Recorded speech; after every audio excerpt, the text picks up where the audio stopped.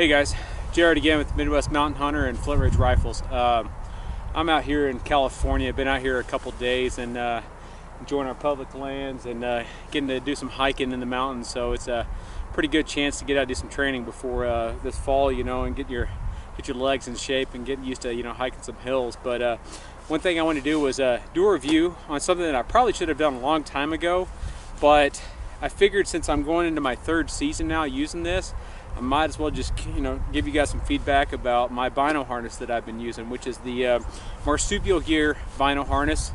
I've ran a lot of different Bino harnesses through the years. You know, I started out using the elastic ones years and years ago, those Bino hubs, and then I've used some horn hunters, I've used some other different brands, and honestly, this has been my favorite one that I've used. I was really torn between this one and really the FHF gear, and for me, this is, like I said, it's been the best one that I have used, and it's worked well for me. Just to show you guys, you got two side pockets here. I also have the Marsupial gear rangefinder pouch. I've got my SIG Kilo 2200 in here, works well. A lot of times I'll keep my wind indicator here, maybe a call, something else. On the front, I've got my plate for glassing off the tripod, a spud, I've got a lens pin, I've got some ear plugs, so if I'm using rifle. I also have some zip ties. Normally I would also have probably a lighter in here or something like that, but I had to fly, so I really couldn't have that with me. The pouch that I had, this is actually in medium, and I'll show you once I get in here with my binoculars to see how it fits. It folds forward. There's some magnets here. When you come down, you'll see, and it stays in place. Binos that I've got are the Zeiss Conquest HD 10x42s.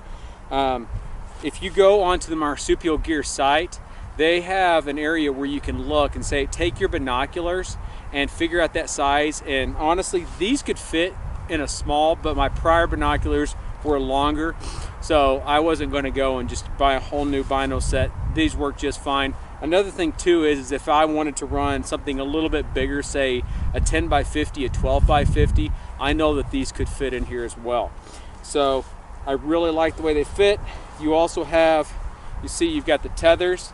These things work out nice because if you're going to glass off of a tripod, you can disconnect these, and then when you're ready to pop it back on, it'll snap in place. One thing that they have changed is here on the side.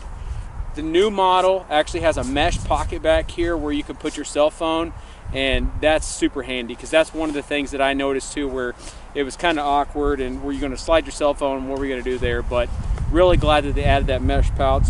Another thing that they've done too is you can see here on the sides, the corners where it hooks up, that's now been moved to be a little bit more vertical versus here on the sides. I think that probably helps too from the way it fits. You've got your adjustments, auto lockers, which is really nice. These things aren't going to move on you, but it is pretty simple just to adjust out, and then once you get it, you can set it and forget it and get going.